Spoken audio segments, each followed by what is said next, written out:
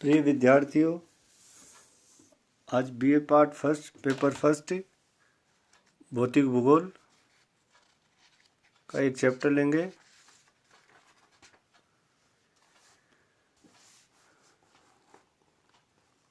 पर्वत और पर्वत निर्माण के सिद्धांत। आज लेंगे पर्वत निर्माण के सिद्धांत।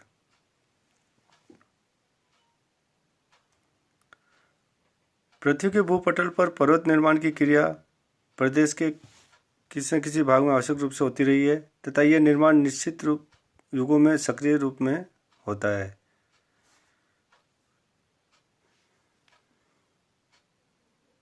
पर्वत निर्माण के संबंध में विभिन्न विद्वानों ने अपने अलग अलग सिद्धांतों का प्रतिपादन किया है।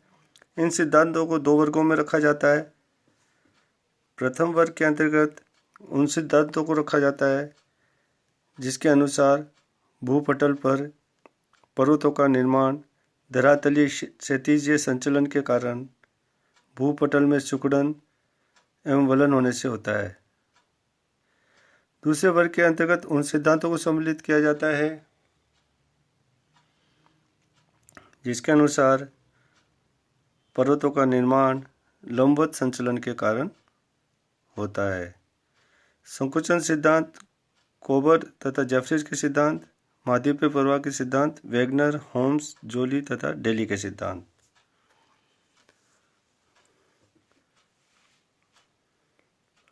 पहला लेते हैं कोबर का भूसन्निधि पर्वत निर्माणक सिद्धांत।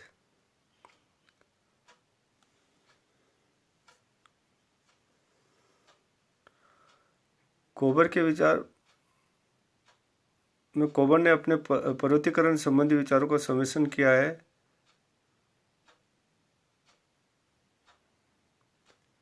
जर्मन विद्वान कोबर ने 1923 में भूसन्निधि द्वारा पर्वतों की उत्पत्ति बताई।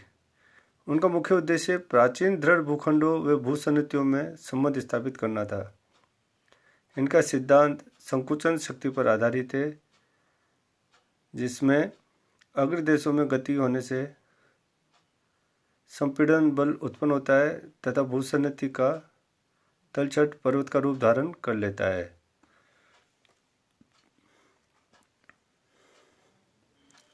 प्रसिद्ध जर्मन विद्वान कोबर ने 1923 में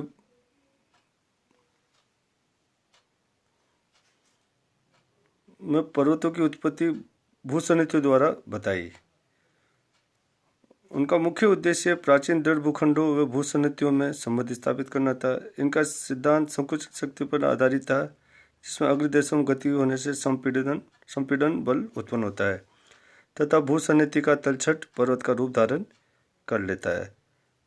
जहाँ पर आज पर्वत है वहाँ पर पहले भूसन्निधियाँ थी, जिन्हें कोबर ने पर्वत निर्माण स्थल ओरिजिन बताया है। इन भूसन्निधियों के चारों ओर प्राचीन दृढ़ भूखंड थे, जिन्हें कैट्रोजन बताया है। कोबर के अनुसार भूसन्निधियाँ लंबे तथा चौड़े जलपूर्ण गर्त थी। पर्वत निर्माण की पहली अवस्था भूसन्निधि निर्माण की होती है, जिसके दौरान पृथ्वी में संकुचन के कारण भूसन्निधि का निर्माण होता है। इसे भूसन्निधि अवस्था कहते हैं। प्रत्येक भूसन्निधि किनारे पर दृढ़ भूखंड होते हैं, जिन्हें कोबर ने अग्रदेश बताया है। इन दृढ़ भूखंडों के अपरदन से प्राप्त मलबा का नदियों द्वारा भूसन्निधि में धीरे धीरे जमा होता रहता है। इस क्रिया को अवसादीकरण कहते हैं। जब भूसन्निधि में जमा हो जाता है तो पृथ्वी के संकुचन में उत्पन्न क्षैतिज संचलन के कारण भूसन्निधि के दोनों अग्रदेश एक दूसरे की ओर खिसकने लगते हैं। इसे पर्वत निर्माण की अवस्था कहते हैं। कोबर के अनुसार भूसन्निधि के किनारों पर स्थित दृढ़ भूखंडों से प्राप्त अवसाद का एकत्रीकरण तली में होता रहता है। इस अवसादीकरण क्रिया से भूसन्निधि की तली में भार की वृद्धि होती है, जिसे धसाव व अवतलन होता रहता है। लंबे समय तक इस क्रिया से भूसन्निधि की गहराई तथा मोटाई बढ़ती जाती है तथा एक समय तलछट से भर जाने पर उत्पन्न संकुचन के कारण क्षैतिज संचलन होता है और भूसन्निधि के दोनों ओर स्थित अग्रदेश एक दूसरे की ओर खिसकते हैं। इससे तलछट के मलबे पर संपीड़नात्मक बल के कारण वलन पड़े यदि संपीड़नात्मक बल की शक्ति अपेक्षाकृत कम होने पर भूसन्निधि दोनों किनारों पर दो पर्वत श्रेणियां उत्पन्न होती है, जिन्हें कोबर ने रैंडकेटेन कहा, तथा मध्य भाग वलन से अप्रभावित रहता है, जिसे कोबर ने मध्य पिंड या श्वार्ज़ेनबर्ग नाम दिया है। कोबर के सिद्धांत की विशेषता मध्य पिंड को वस्तुपूर्वक स्पष्ट करना है। उनके 33 भूसन्निधि के उत्तर में यूरोप, एशिया व दक्षिण में अफ्रीका व दक्कन का प्रायद्वीप पठार दृढ़ भाग स्थित थे। दोनों को सरकने से अल्पाइन श्रृंखला का निर्माण हुआ। अफ्रीका के उत्तर की ओर प्रवाहित होने से पिरेनीज, आल्प्स, कार्पेशियन, बाल्कन, काकेशस पर्वत बने, तथा यूरोप के दक्षिण की ओर प्रवाहित होने के कारण एटलस, दिनाराइट्स आदि पर्वत बने। कार्पेशियन का दिनारिक के मध्य अप्रभावित भाग हंगरी का मैदान मध्य पिंड का उदाहरण है। इसी प्रकार हिमालय व कुनलुन के मध्य तिब्बत का पठार, पिरेनीज व एटलस के मध्य भूमध्य सागर, टारस व पोंटिक श्रेणियों के मध्य अनातोलिया का पठार आदि प्रमुख मध्य पिंड के उदाहरण हैं।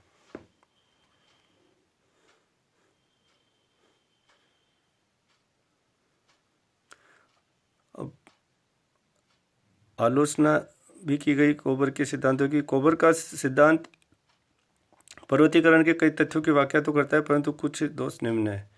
पहला है, कोबर द्वारा वर्णित पृथ्वी का संकुचन से उत्पन्न बल पर्वत निर्माण के लिए उपयुक्त नहीं है।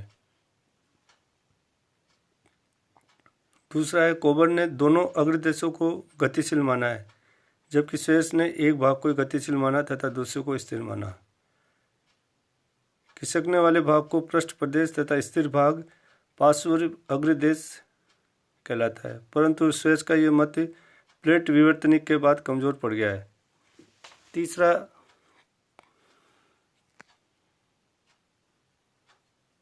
कोबर का सिद्धांत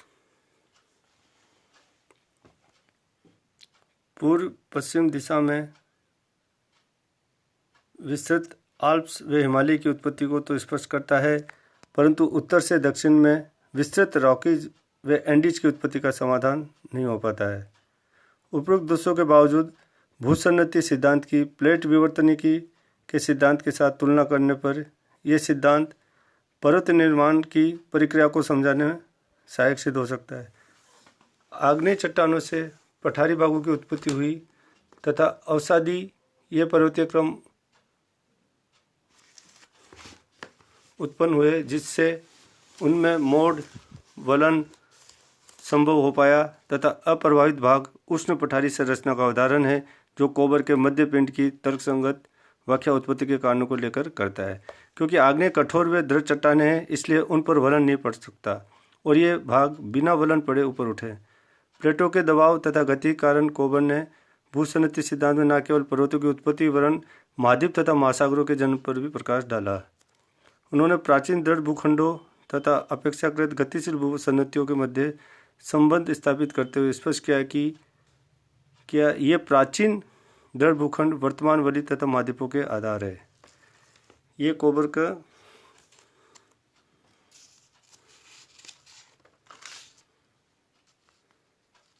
पर्वत निर्माणों के भूसन्नति सिद्धांत के बारे में चर्चा करी। अब लेते हैं जेफरीज का तापीय संकुचन सिद्धांत। जेफरीज का सिद्धांत पृथ्वी के संकुचन इतिहास पर आधारित है। विकिरण के कारण पृथ्वी के आरंभिक इतिहास से उसके ताप में ह्रास हो रहा है, जिससे पृथ्वी ठंडी होकर सिकुड़ती जा रही है। जेफरीज के अनुसार पृथ्वी में कई सकेंद्रीय परतें पाई जाती है। पृथ्वी में ठंडे होने की प्रक्रिया धरातल से 700 किलोमीटर गहराई तक सीमित है तथा इसके नीचे केंद्र तक की परतें अधिक ताप के कारण तापीय हाथ से अप्रभावित रहती है। ऊपरी परत अधिक ठंडी होकर सिकुड़कर ठोस हो जाती है तथा निचली परत से अधिक बड़ी रह जाती है। पृथ्वी के केंद्र भाग में शीतल होने की प्रक्रिया नहीं होती, परिणामस्वरूप पृथ्वी का केंद्र अपने ऊपर स्थित निचले परत मध्यवर्ती के सिकुड़ने में बाधक होता है। इस प्रकार से ऊपरी परत व मध्यवर्ती परत के मध्य एक केंद्र के रूप में तनाव विहीन स्तर पैदा हो जाता है। इस तनाव विहीन स्तर के ऊपर स्थित परत को निचली परत से सटे रहने के लिए पुनः सिकुड़ना पड़ता है। इस प्रक्रिया में ऊपरी परत निचली परत पर ध्वस्त हो जाती है, जिससे ऊपरी परत में झुर्रियाँ पड़ने से परतों की रचना होती है। मध्यवर्ती परत निचली परत पर सटे रहने के लिए फैलना पड़ता है, जिससे घर्षण होने से चट्टानें टूट जाती है, जिस कारण ऊपरी परत पुनः नीचे की ओर ध्वस्त होती है। इससे पूर्व निर्मित मोड़ों में उत्थान होता है। जेफरीज के अनुसार पर्वत निर्माण क्रिया निश्चित समय पर चक्रीय रूप में होती है। संकुचन से उत्पन्न दबाव व तनाव क्रियाओं के सक्रिय रहने तक पर्वतीकरण चलता रहता है तथा मंद पड़ने पर पर्वतीकरण ढक जाता है। इस प्रकार जेफरीज ने 5 बार पर्वतीकरण बताया। इसके अलावा उनके अनुसार पर्वत केवल कोमल व लचीले शैलों के क्षेत्रों में निर्मित होते हैं तथा पृथ्वी के ठंडे होने की प्रक्रिया महाद्वीपों की अपेक्षा महासागरीय तली के नीचे अधिक होती है। अब इस सिद्धांत की भी आलोचना के बारे में कुछ तर्क दिए गए हैं। पहला है, संकुचन के आधार पर भूपटल पर इतने विशाल पर्वतों की उत्पत्ति पर्याप्त नहीं है। दूसरा, पृथ्वी का सकेंद्रीय परतों के रूप में ठंडे होकर सिकुड़ना अत्यधिक काल्पनिक है। तीसरा, पृथ्वी पर चारों ओर से संकुचन होने के कारण महाद्वीप व महासागरों का वितरण एक समान होना चाहिए। चौथा, इस सिद्धांत से उत्तर से दक्षिण के विस्तृत रॉकीज एंडीज पर्वतों की उत्पत्ति को तो स्पष्ट करता है, परंतु आल्प्स व हिमालय की उत्पत्ति को स्पष्ट नहीं कर पाता है। पांचवा है, धरातल के नीचे स्थित रेडियो एक्टिव तत्व निरंतर विखंडित होकर ताप उत्पन्न करते रहते हैं, जिससे ताप में कमी व संकुचन की संभावना कम हो जाती है। छठा, पृथ्वी के आरंभिक काल में पृथ्वी के ठंडे होने की प्रक्रिया अधिक तीव्र रही होगी और बाद में क्रमशः धीमे पड़ जानी चाहिए, परंतु पर्वतीकरण के चक्रों के बीच का समय लंबे होने के स्थान पर बीच का काल कम होता गया है। वास्तव में पिछले 1 अरब वर्षों में सबसे अधिक पर्वत निर्माण हुआ है। सातवां, यह भी पूर्णतः असंभव है कि पिछले 20 करोड़ वर्ष में पृथ्वी इतनी ठंडी नहीं हुई है कि अल्पाइन व हिमालय रॉकीज एंडीज का निर्माण हो गया है। ये पर्वत निर्माण सिद्धांत का दूसरा सिद्धांत जेफरीज का तापीय संकुचन सिद्धांत के बारे में चर्चा की। अब लेते हैं डेली का महाद्वीपीय फिसलन सिद्धांत। डेली का महाद्वीपीय फिसलन सिद्धांत। डेली ने 1926 में अपनी पुस्तक और मोबाइल अर्थ में प्रकाशित की थी। डेली ने अपना सिद्धांत गुरुत्वाकर्षण शक्ति के आधार पर प्रस्तुत किया। पृथ्वी की उत्पत्ति के बाद मौलिक तरल पृथ्वी के ऊपर एक पपड़ी का निर्माण हो गया, जिसे आद्य पपड़ी बताया, जो ग्रेनाइट से बनी थी। भूमध्य रेखा तथा ध्रुव के पास कठोर स्थलखंड थे, जो भूमध्य रेखीय तथा ध्रुवीय गुंबद कहलाए। इन स्थलीय गुंबदों के मध्य जलीय भाग थे, जो मध्य अक्षांशीय खाई तथा आद्य प्रशांत महासागर के रूप में थी। इस प्रकार जलीय भाग भूसन्निधि के रूप में मौजूद था। इन स्थलीय गुंबदों का अपर्दन होकर मलबा इन भूसन्निधियों में जमा होने लगा, जिससे भूसन्निधि की तली पर जल व मलबा के भार के कारण दबाव बढ़ने लगा, जिससे सागर की तली में धंसाव होने लगा। सागरीय तली पर दबाव तथा धंसाव के कारण स्थलीय गुंबदों की ओर पार्श्विक दबाव का सूत्रपात हुआ, जिससे ये स्थलीय भाग चौड़े गुंबद में परिवर्तित हो गए। गुरुत्व बल, सागरीय जल व तलछट के भार के कारण जैसे सागर तली पर दबाव बढ़ता गया, वैसे वैसे दबाव के कारण गुंबद के आकार में फैलाव बढ़ता गया व ऊंचाई बढ़ती गई। गुंबदों के फैलने से उसका भार कम होगा, जिसकी पूर्ति के लिए सागरीय तली की ओर से पदार्थ बहकर गुंबद के नीचे आएगा। इस प्रक्रिया के लगातार चलते रहने के कारण गुंबदों के मध्यवर्ती भाग की अपेक्षा उसके किनारे वाले भाग में वृद्धि तथा विकास अधिक होता है तथा तली पर मलबे के भार में वृद्धि होते जाने से तली की पपड़ी टूट जाती है और गुंबद का आधार हट जाने से गुंबद का मलबा बड़ी मात्रा में भूसन्नति में गिरने लगता है और मलबा तेजी से संपीड़ित होकर वलित पर्वतों में बदल जाता है। इस तरह महाद्वीपीय भागों में जितनी अधिक फिसलन होगी, भूसन्नति का मलबा का संपीड़न उतनी अधिक होगा और ऊंचे पर्वत का निर्माण होगा।